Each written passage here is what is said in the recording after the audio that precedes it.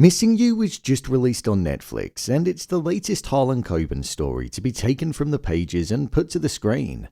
With Netflix always seeming to have a bit of success with Harlan Coben stories, it's a formula that seems to work with them, and just like how last year Fool Me Once was released on New Year's Day, the same can be said for this one. Focused on Detective Inspector Kat Donovan investigating the disappearance of an individual called Rishi, a human farm ultimately gets uncovered where they were being kidnapped by Titus so that he could take all of their money. However, outside of that, Kat was still dealing with the death of her father Clint from 11 years ago and uncovering the truth about exactly what happened. So with that, let's dive into the video and answer who killed Clint, why it happened, and also discuss if the show was any good. Here is Missing You Ending Explained. Just to let you know, this video will contain spoilers. Who killed Clint? One of the biggest mysteries in this show wasn't answered until the final moment of the last episode, and it was all about what happened to Clint, Kat's father.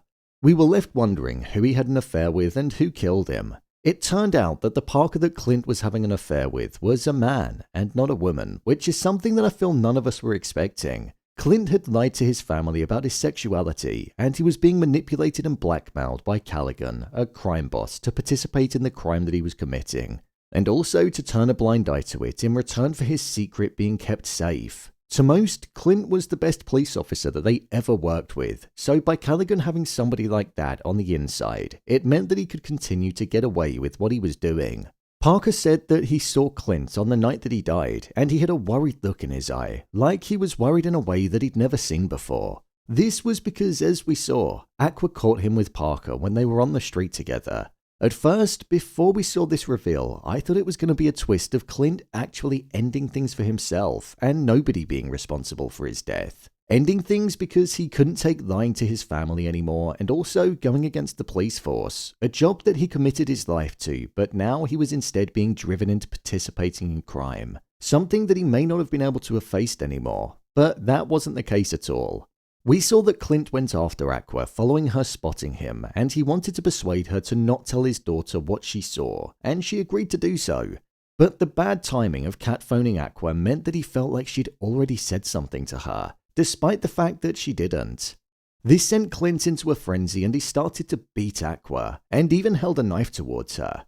It was only when Josh then walked in where he tried to restrain Clint that he ended up turning the blade into him, showing that it was an accident that Clint even died. Clint's dying words were, "It wasn't his fault, no police were involved," as Stagger walked in. And that's why everything around Clint's death was perceived to be a mystery when Kat went digging deeper. Both Stagger and Josh went to see Monty in prison, and they got him to take the rap for the killing in return for a more comfortable prison life, something that he agreed to do. This is the whole reason as to why Josh ended up leaving without a trace and operating under a new name for 11 years, even though he was once originally engaged to Kat. It was because he felt guilty over Clint's death, and he couldn't stand to be around Kat and seeing her upset after knowing what he did to her father, even if it was an accident and if Clint himself said that it wasn't Josh's fault. Kat was concerned when she found out, and she looked fearful as Josh was explaining what happened, but right at the end she held hands with Josh, showing that things might just be okay between them. Something that I don't know if I feel felt in line with the character, but we'll get to that during the review section of the video. What happened to Titus, Dana, and Brendan? The second story that was unfolding alongside the mystery of Clint was around the disappearance of Rishi and the fact that Titus had this human farm where he'd catfish people into believing that they were going to go on a date. And then once he had them held captive, he'd get them to send all of their money over to him so he could have an extreme amount of wealth. Josh's photo ended up being used as a luring profile because his daughter once made a social media page for him, which was deleted and he also didn't use. So Titus used the archived images. This is what we saw happening with Brendan's mother, Dana. She thought she was talking to Josh, but she wasn't, and instead she was then held as a prisoner. However, she managed to escape from the farm and ended up freeing a lot of the other people that were held there. Because she went missing from the farm, Titus and Reynaldo used her son Brendan as leverage, and he brought him to the farm as a way of getting her back. Titus knew that his time was up, and he then started burning all traces of his operation to the ground because the police were on their way. It was here where he fired his weapon at Brendan, which then meant Dana came face to face with him. As he was about to kill Dana, Kat ran from around the corner and eventually she fired her weapon towards him and ultimately killed Titus and put a stop to his operation for good. We didn't hear much of what happened to Dana and Brendan after, but we know that they both survived. My review of the show. Honestly, I thought this show was just okay. I don't think there was anything special about the story, the performances, and even the visuals. If you're from the UK or you're familiar with TV dramas here, ITV and BBC tend to release the strongest ones on broadcast television. This show, it felt more like one that you'd stumble across on Channel 5. That's the level of quality that we're talking about here. If you know the channels, then I think you'll know what I mean by that statement. The acting was pretty stale at points, and I'd even say Ashley Walters wasn't at his finest. I loved him as Deshane in Top Boy, but this role didn't serve him well. Something that made me think that it was more to do with the writing than it was the performances by the actors, because some of those cast members are actually pretty good. I'd say the strongest actor in the show was Steve Pemberton as Titus. I think he's a great actor and writer, and watching him as Titus was almost like watching him as a character that you'd see in an Inside Number 9 episode.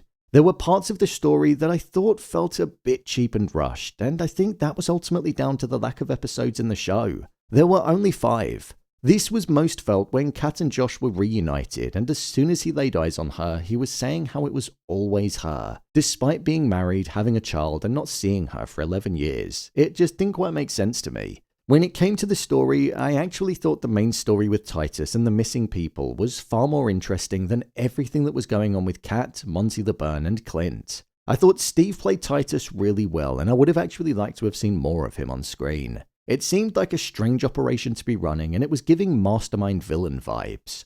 The reveal about what happened to Clint during the end, with him actually having an affair with a man, was something that did catch me by surprise. I would say that him flying off the handle because his daughter phoned Aqua, one of her best friends, and believing that she told her that her father was seeing a man was something that didn't quite feel believable. They're best friends. A phone call isn't something that's strange or out of the blue, so that just felt a bit too dramatic and over the top for me. I would also say that the ending of Kat and John touching hands felt utterly ridiculous and cliche too. She just found out that everybody that she basically cared about, Aqua, Stagger, and Josh, knew about her father's death, and Josh was the person that killed him, and it seemed like she was about to forgive and forget and live happily ever after with him. It was an ending that was ruined by those final moments because she seemed like a woman with her head screwed on. But then, with Josh, he essentially made her turn into a woman who lost all sense of direction and common sense, something which I just didn't really like. The song Missing You playing over the credits though was a good touch, as obviously it was a song that appeared throughout the show and was the title of the series too. Is this TV series worth a watch? Honestly, I'm not gonna lie to you, I don't really think it is. It's got a gripping story for the most part, and it is eventful. It keeps you guessing, which is a good touch that it has, but the payoff at the end with the story just doesn't feel like it's worth sticking around for 5 episodes for. The acting and writing is subpar with the exception of a few individuals, and I just don't think it was as good as Fool Me Once, which was Harlan Coben's show last year. So, there you have it, Missing You, ending explained. If you want to see more videos on your favourite TV series and movies being broken down, then click on the card in the top corner. I'll put Fool Me Once up there, so if you want to revisit that, it's also there. Or alternatively, you can head over to my channel where you'll find them all.